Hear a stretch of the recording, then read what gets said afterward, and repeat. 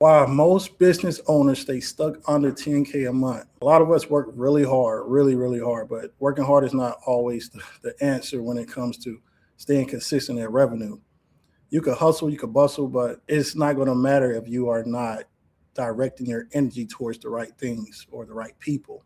So, what I found out, like I said, last 10 years is that system is failing with that structure.